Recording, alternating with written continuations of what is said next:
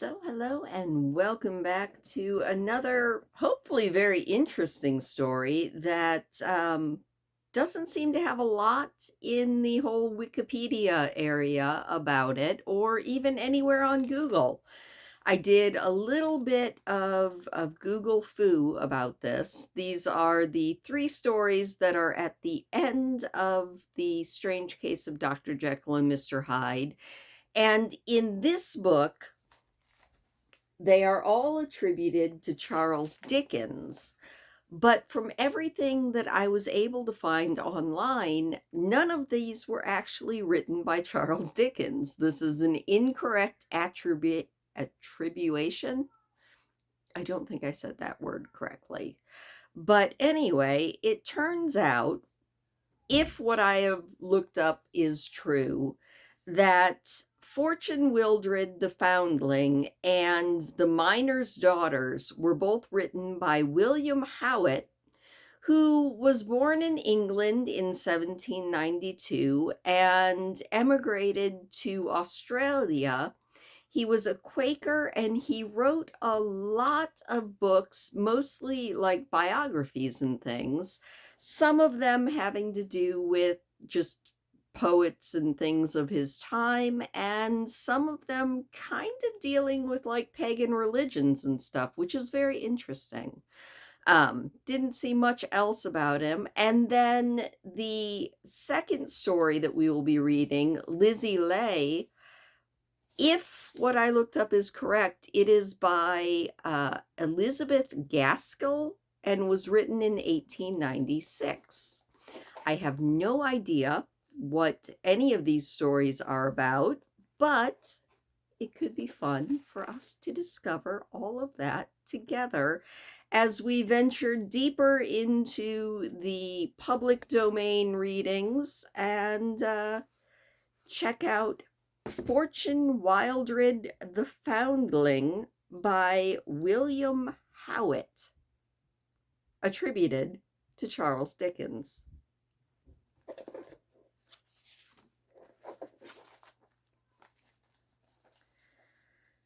A great many years ago, 22 years tonight, I well remember what a cold, wet night it was, with a thick sleet driving against the windows and a melancholy moaning winds creeping through the leafless branches. It had been quite a sad winter time to us at home, the only sad one I had ever known, for it was just 2 or 3 weeks after the accident that happened that first laid me on my couch, and only a few days before my father had told me that I should never be able to rise from it any more. It had been a heavy blow to us all. We sat together in the drawing room all the long evening, my father and my mother and I. My sister Kate had gone the day before to some friends of ours in the country. One gets so soon used to misfortunes and disappointments when just a little time had passed, but at the first they are often so hard to bear, and I think that never at any time did I feel such sorrow at the thought that I must be an invalid my whole life as I did that night. I was only a girl, not 15 yet, and at that age we are so full of bright dreams about the future, looking forward with such clear, joyous hopefulness to the world that is just beginning to open before us, stretching our hands eagerly to the golden light that we think we see in the far distance. It was so hard to have that bright view shut out forever, to have the bright dreams fade away, to have all the hopes that to me had made the thought of life so beautiful torn from me forever in that one moment. I had borne the knowledge of it all quite calmly at first. It was only now that I thought I really felt and knew all that I was losing, but thank God my life has not been what my faithlessness I thought that night it would be. Thank God that the whole bitterness of those few hours' thought has never come to me as it did then again. Early in the evening, my father had been reading to us aloud, but since he ceased, no word had been spoken in the room. He had been writing for the last 2 hours. My mother, sitting by the fire, was reading. The whole house was silent, and from without the only sounds that came to us was the wind howling through the trees and the cold rain dashing on the windows, both cheerless sounds enough to hear. It was indeed a night for melancholy thoughts, and to one ill and weak as I was then, perhaps it was to be forgiven that thinking of the future and the past, looking back on the happy days that were gone, and forward to where the sunless clouds hung so heavily, I should scarce be able to press back the tears that tried to bind me. For when we are very young, we shrink from feeling prison bound. We pray so earnestly that if sorrow must come to us, it may rather burst in a sudden storm upon us and passing away leave the blue sky clear again, than that our whole life should be wrapped up in a cold gray shroud, though with no deep sorrow can ever pierce our hearts, that no deep joy ever come to gladden us again. And in that gray shroud, I thought my life was to lie hidden and withered, and now, well, as yet it was only closing over me. Well, with a passionate resistance, I would still have struggled to tear it back. I felt that my hands were bound. A little thing will sometimes serve to divert our thoughts, even when they much engross us. And so it was that night that I was suddenly started out of the midst of my reverie by two loud, sharp knocks upon the street door, a sound certainly by no means uncommon, and if perhaps nothing more had followed, I might have fallen again into my former thoughts. But as I lay for a few moments listening, the door was opened, and then there followed such strange, hurried exclamations, half of surprise and half of alarm, mingled with such apparently irresistible bursts of laughter, that my first dull interest began rapidly to change to a far more active feeling. "My love, what's that?" said my father, without looking up. "I can't imagine," my mother answered in a puzzled tone, laying down her book. Just at this moment, we heard a quick step running up the stairs, and all of our eyes with one accord turned to the door, which in 2 or 3 minutes was burst open, and to our extreme amazement, in rushed our servant Anne with a little half-naked child in her arms. Yes, that little creature standing on the step was the only thing to be seen when she had opened up the door. "Upon my word, this is going too far," my father exclaimed angrily when we heard Anne's story. "It isn't 2 months since the same trick was played in town. Anne, call Tom to get a lantern immediately and follow me. We must make a search, though indeed it's hopeless to think of catching anyone on such a night as this. Whoever has done it is out of reach by this time. My dear," he turned around as he was hurrying from the room, "don't do anything with the child until I come back. I'm afraid she's ill." And then he closed the door. I shall never forget what a poor little object it was. It had scarcely an atom of clothing on it, just a torn old frock that would hardly hang together, and its poor little white shoulders and arms were all bare and wet with the heavy rain. Her pretty fair hair was wet too, but her face was what attracted and astonished me the most, for in spite of the bitter coldness of the night, it was glowing like fire, with a spot of brightest scarlet on each cheek, and her blue eyes so unnaturally bright that it was quite painful to look at them. Yet such a sweet face it was. My mother made her kneel beside me on my couch, and we talked to her and kissed her, and taking off the old wet frock, wrapped my mother's shawl around her, but all the time, and though she was certainly more than 2 years old, she remained so perfectly unmoved as if she had been a little statue, only those great bright eyes fixed upon my face, until I began to become absolutely frightened at her. It was about 20 minutes my father returned from his useless search. "We can do nothing more tonight," he said, in a tone of considerable vexation, as he joined us yet again. Poor child. She's very feverish indeed. Why, exposure on such a night is enough to kill her. My love, you must put her to bed. There's no help for it, and I'll see what I can do for her. But really, it's a little too much to expect that all sick children in this neighborhood are not only to be cared for nothing, but to be housed too by the physician. And my father left the room to change his wet garments in no very contented state of mind. My mother put out her hands to lift the child from my side, and then for the first time a moaning sound broke from her, and leaning forward, she caught my dress with her little hands, and she held it tight, half crying as if she feared to go away. I pressed her to me and clasped my arms around her. I couldn't help it, and she let me do it, and laid down her head upon my bosom, the dear child, with that plaintive moaning sound again. I was almost weeping, half with pity and half with love, for I loved her so much already, as we love all things that cling to us, all things that are weaker than ourselves and appeal for protection. And so, for I could not bear that against her will she should be made to leave me, still keeping her in my arms, I had the couch wheeled into my bedroom, and there in Kate's bed we laid her, poor little weary, suffering thing.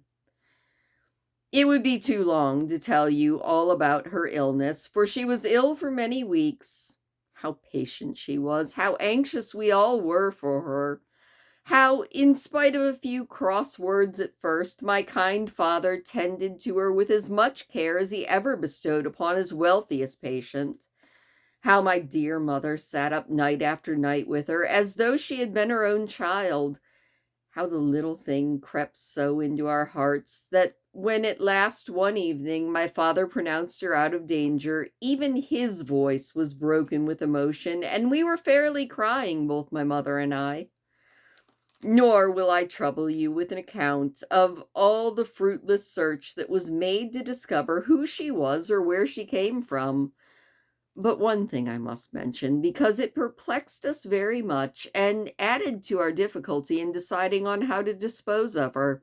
It was this, that we began to suspect, what at first had never entered our heads, that she had been stolen and was not a poor woman's child.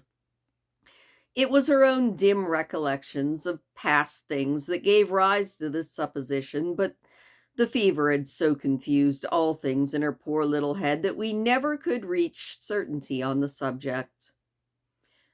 Well, the end of it all was that we could not part for her, for we had grown to love her so well already, and we knew that if we sent her away from us, the only place that would receive her was the workhouse.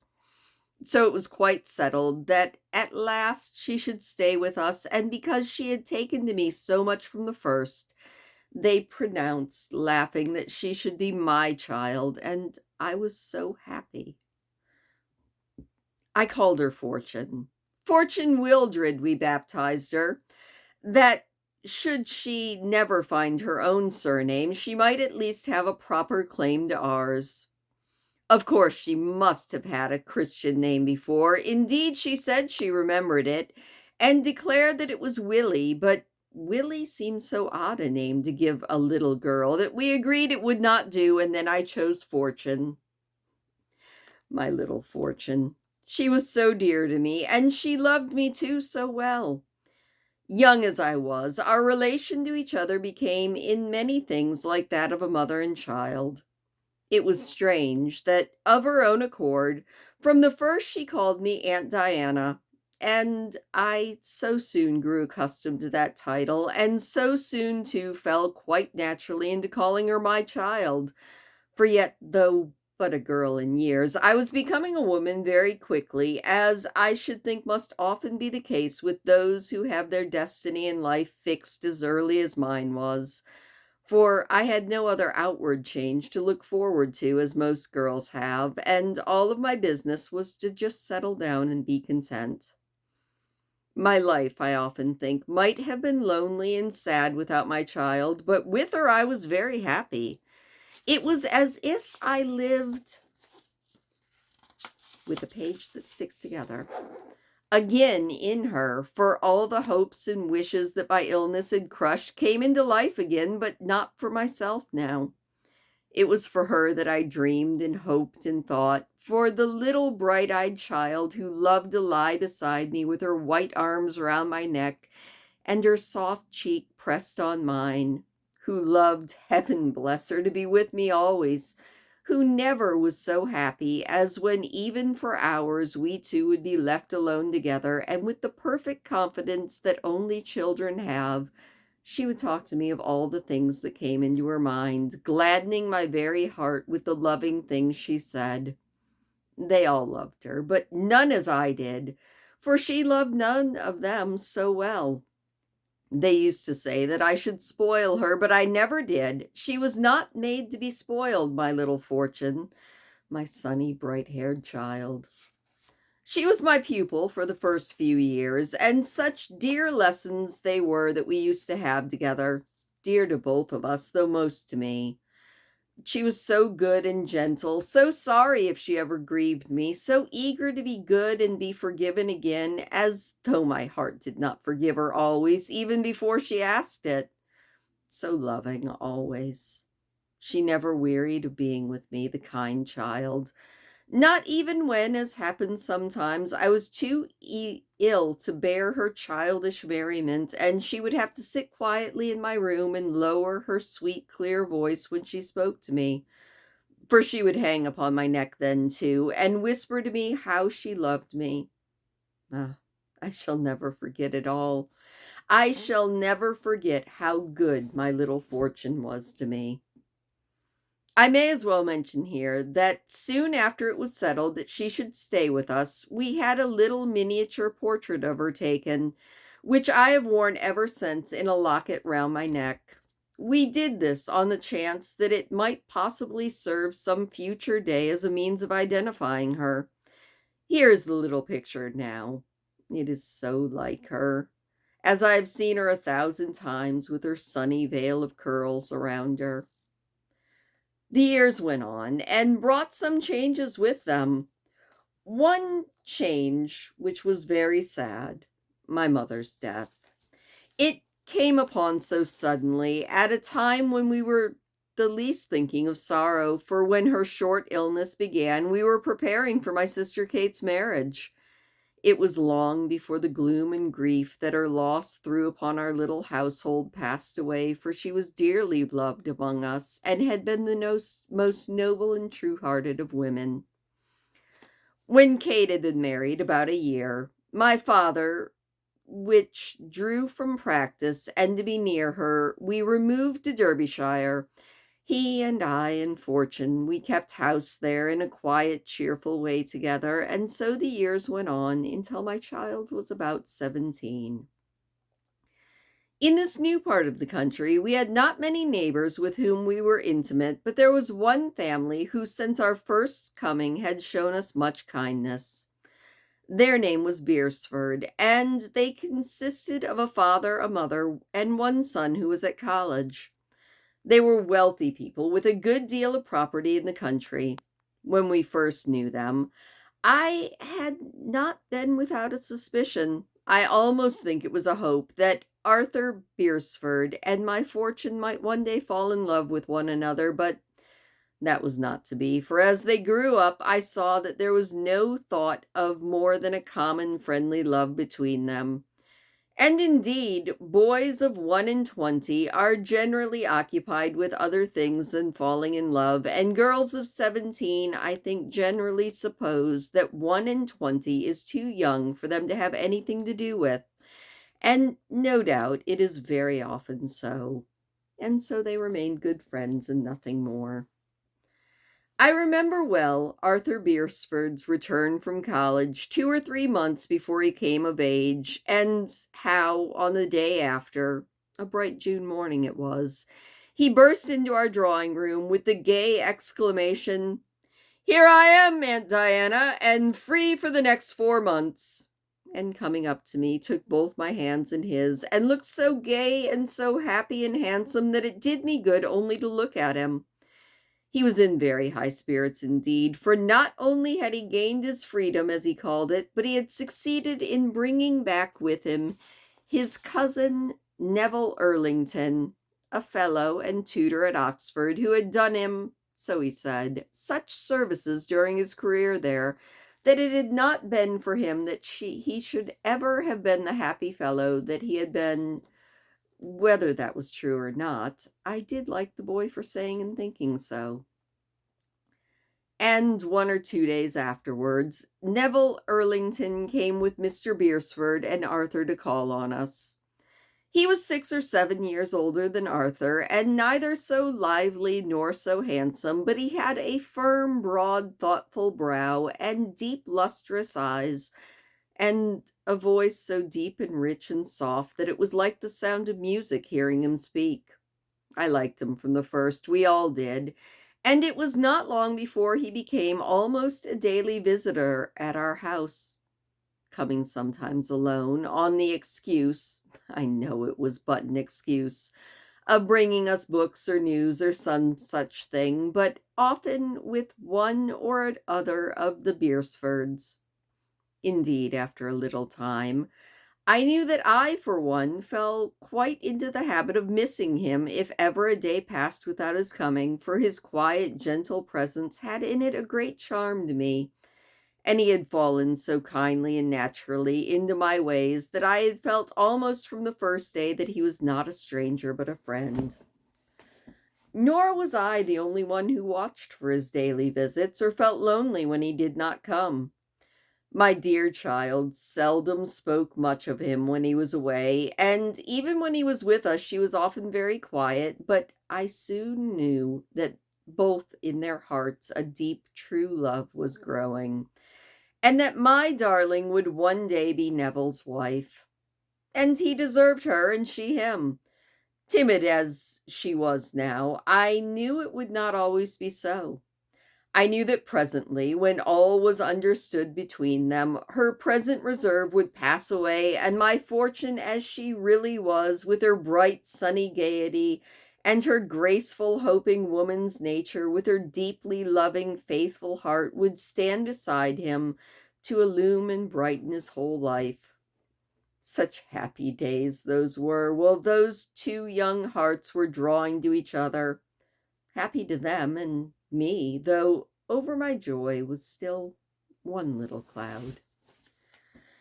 Mr. and Mrs. Beresford were the only persons amongst our new friends to whom I had told my Fortune's story. I did not feel that it was a thing I needed to tell to everyone, but now I was anxious that Neville should know it, and felt uneasy as day after day passed and him still kept in ignorance. But I indeed was perplexed at what to do, for he and I were almost never alone, and in the state in which matters were yet between him and Fortune, it would have been premature and even indelicate to ask Mrs. Beresford to intervene. There was only one opportunity I had for speaking to him, and that I lost. I remember that day well. My father and Fortune had gone after dinner to my sister Kate's, expecting to be back in an hour, and when the hour had nearly elapsed, Neville came in alone, bringing a request that they should return with him and spend the evening at the Beresfords. I thought they would soon be in, so he willingly agreed to wait, and sitting beside me at the open window, he presently began, it was the first he had ever done, to speak of Fortune. It was strange. Without a word of preparation or introduction, he spoke of her as only one who loved her could speak. For a moment, I was startled, and then I fell into his tone, and I too talked of my child as I could have to few but him.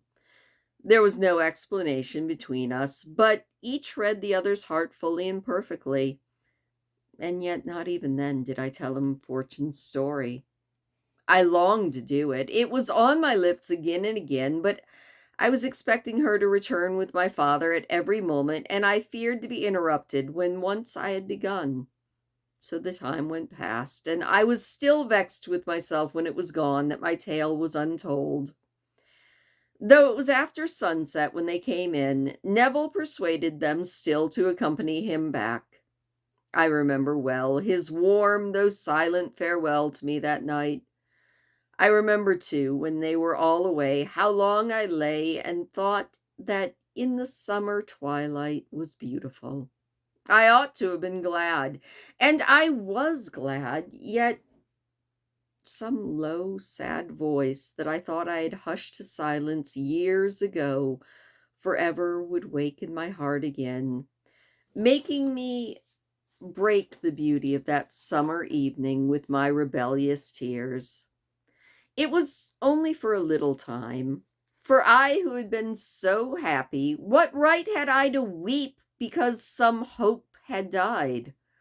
I pressed my tears back, praying to be forgiven, and soon the soft stillness of the night calmed me, and I thought again of my dear child, and eagerly and hopefully, as ever I had done when I was young, I dreamed bright dreams for her future life. When I was young, I was but 29 now, yet how far back my youth seemed. Strange, there were scarce 2 years between me and Neville, yet how every one, how he, how I myself looked on me as old compared with him. It was late when they came home that night, and I thought my darling looked sad. I had thought so once or twice of late. She slept in a room opening from mine, and always came the last thing to say good night to me. Tonight, when she came, I was grieved, for she looked as if she had been weeping. She stood beside my couch, the light from behind that streamed through the open door falling on her bright, unbound hair, and also herself looking so pure and beautiful, my own fortune. I kept her a few minutes by me, for I longed to cheer her, but she did not seem to care much to talk. I said something about Neville, and she asked if he had been here long before they came. About an hour, I said. Ah, I'm glad, she answered. I was afraid my poor auntie had been alone the whole night. It was kind of him. Yes, he's always kind, dear, I said.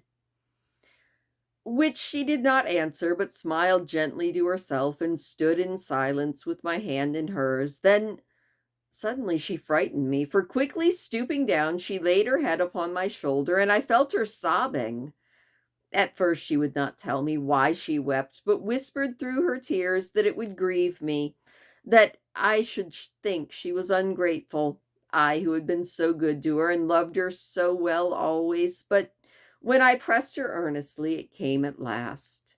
It was because, though the wide world knew not where to seek a father or a mother, because to the very name she bore she had no claim. It was because to all but us, she said, her life had been a deceit and still was, because she felt so humbled before those she loved, knowing she had no right, should they be true to her, whose first step had been a falsehood to them. She told me this, pouring it out rapidly, passionately, and I understood it all, and far more than she told me. Alas, I might have guessed it all before.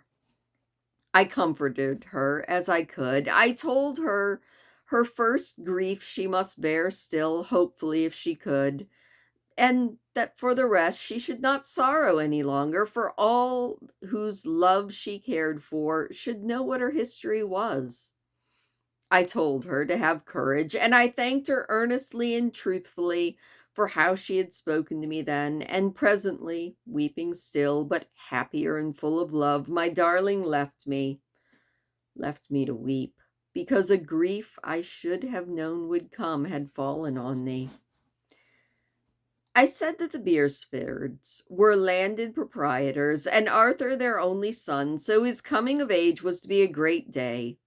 Of course, I was seldom moved from home, but it had long been a promise that on this occasion we were to spend a week with them, and that time was now close at hand. Indeed, it was on the second day, I think, after I had had this talk with my child, that our visit was to begin. So early on that day we went. I have not mentioned that for the last fortnight Besides Neville, the Beresfords had had other visitors with them. A brother of Mrs. Beresford, a Colonel Houghton, with his wife and their two children, a little boy and girl. They had just returned from India, where indeed Mrs. Houghton had lived many years. She was in delicate health and did not go out much, so that she was as yet almost a stranger to me, but the little I had seen of her and all that fortune had told me about her pleased me so much that I was not at all sorry for this opportunity to know more of her. There was something graceful and winning in her manner, indeed, that prepossessed most people in her favor, and there was much both of beauty and refinement in her face. It was the day after we came. A kind of preliminary excitement was through the house, for the next morning was to usher in Arthur's birthday, and today Mrs. Beresford was giving him a large children's party expressly in honor of little Agnes and Henry Houghton. I think that we had every child for 6 or 7 miles round assembled together, and there had been music and dancing and a ceaseless peal of merry voices all through the long summer evening, and everybody looked gay and happy. And all went well, for not a few of the elder ones had turned themselves again into children too, for a time to aid them in their games. It was growing late, and even the lightest feet began to long for a little rest, when from one large group that had gathered together, they came a loud call to play at forfeits.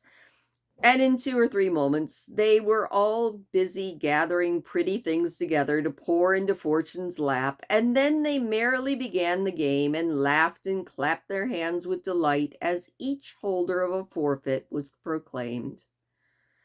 The most uproarious laughter had just been excited by Neville's performance of some penalty allotted to him, and then I recollect, well, how he came looking very happy to kneel at Fortune's feet and deliver the next sentence.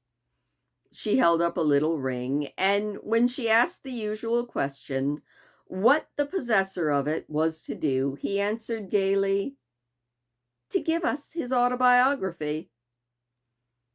There was a pause for a moment. Well, they waited for Fortune to declare whose forfeit it was, but she did not speak, for the ring was hers.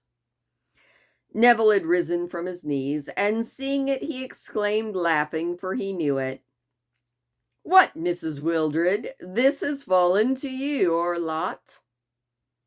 She looked up hurriedly from him to me and said, "Aunt Dinah?" quickly, as if to ask me to speak, but before I had opened my lips, Mrs. Beresford came forward and said kindly, "Neville, I think it will be hardly fair to press this forfeit. We can't expect young ladies to be willing to declare their autobiographies in public, you know." I interrupted Neville and answered, "But if you will take my account of Fortune's life instead of calling on her for her own, I think I can answer for her willingness to let you hear it. Shall it be so, Mr. Erlington?" But he was eager that it should be passed over, was even vexed that any word had been said about it at all.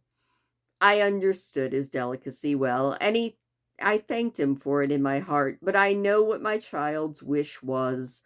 So I would not do what he asked me, but I promised that when the children were away, the story should be told, and then the game went on. It was past 10 o'clock when they gathered round me to hear my child's history. There was no one there but the Beresfords and the Houghtons and Neville and ourselves. I saw my poor child was agitated, but I would not have her either know that I guessed she was, or that I shared her agitation. So I took up my knitting and began working away very quietly as I talked, just glancing up now and then into one or other of my hearers' faces. Into Neville's the oftenest, because there was the earnest look he fixed that seemed to ask more than the rest. There was not really much to tell, And I had gone on without interruption nearly to the end, and was just telling them how I called her Fortune because we thought the name she said had been so strange, as when I said the word Willie, that a sudden cry rang through the room. I felt upon my heart with a strange terror, and in an instant every eye was turned to whence it had come. Pale as death, her figure eagerly bent forward, her hand grasping Fortune's shoulder, Mrs. Houghton sat. From my child's cheek, too, all color had fled. Motionless, like two marble figures, they fronted one another, their eyes fixed on each other's faces, with a wild hope and a wild doubt in each. It lasted but a moment. Then, as by one impulse, rose. Mrs. Houghton stretched out her hands. "Mother?" burst from Fortune's lips. There was a passionate sob, and they were wrapped in each other's arms. I saw like one in a dream. Not feeling, not understanding, not believing, a giddiness came over me, a sudden dizziness before my eyes, a feeling of deathly sickness as we feel when we are fainting. There began to be a buzz of voices, but I could distinguish nothing clearly until I heard my own name spoken. "Dinah," my father was saying, "you have that little portrait. Give it to me." I roused myself with a great effort, and taking the locket from my bosom, put it in his hand. Another moment, and there was a second cry, but this time it was only a cry of joy. "Yes, yes," I heard Mrs. Houghton passionately saying, in a voice all broken with emotion. "I knew it! I knew it! It's my child, my Willie, my little Willie!" And she pressed the portrait to her lips and looked on it even as I had scarcely ever done. I needed no other proof. I needed nothing more than one look to tell me I had lost my child.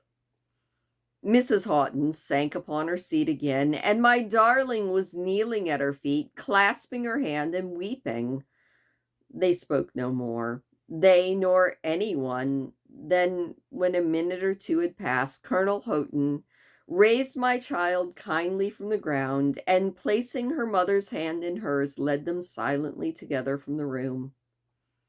I closed my eyes and turned away, but still the tears would force their way through the closed lids upon my cheek. And as I wept, feeling that night I couldn't help it, so lonely and sad, a warm, firm clasp came gently and closed on my hand. It was Neville, who was standing by my side, and as I felt the friendly pressure and met the look that was bent upon me, I knew that there was one at least who, rejoicing in my Fortune's joy, could still feel sympathy for me. It was not long before Colonel Houghton came back, and from him we learned all there was to tell. Mrs. Houghton, when she was young, had married Captain Morton and accompanied him to India, where my child was born, and called her after her mother, Wilhelmina. But she was delicate, and the doctors told them that the Indian climate would kill her. So before she was 2 years old, they were forced to send her home to England to her relatives in the north. An English servant was sent in charge of her, and both were committed to the care of an intimate friend of theirs who was returning to England on the same vessel, but the lady died during the passage, and neither the child nor nurse were there ever any more tidings heard, except the solitary fact, which the captain proved, that they did arrive in England. It was 15 years ago. The woman had money with her belonging to Mrs. Houghton, as well as the whole of the child's wardrobe, quite enough to tempt her into dishonesty. And that was the history of my Fortune's birth. I went away as soon as I could to my room, and I lay there waiting for my child, for I knew that she would come.